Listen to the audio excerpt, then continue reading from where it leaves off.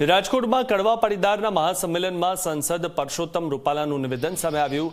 અત્યારની દીકરીઓનું ખાસ ધ્યાન રાખવું, આપણે જ દીકરીઓને એકલી પાડી દીધી છે। માતા અને દીકરીઓ વચ્ચેનો સંવાદ સાવ ઓછો થઈ ગયો છે।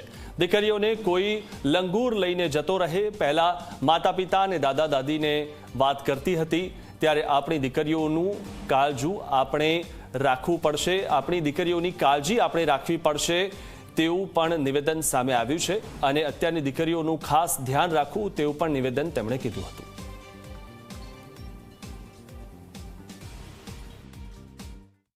અને એમાં પણ મારો મત છે કે માતાઓ અને દીકરીઓ વચ્ચેનો સંવાદ જે ઘટ્યો છે એને કારણે પણ દીકરીઓની આ સ્થિતિ છે એવો મારો મત છે। થોડોક સમય આપો, દીકરીઓ સાથે નજીકતા હોવી જોઈએ। દીકરીના મનમાં કોઈ વિષય વિચાર આવે તો એ માં સામે ખુલીને કહી શકે એવી સ્થિતિ હોવી જોઈએ।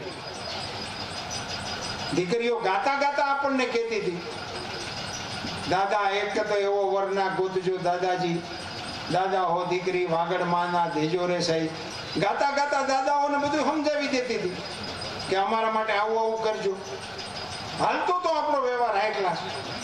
હવે એ દાદાને નથી કહેતા, બાપાને નથી કહેતા, માને નથી કહેતા અને બધાને મૂકી અને લંગૂરની પાછળ વહી આવે।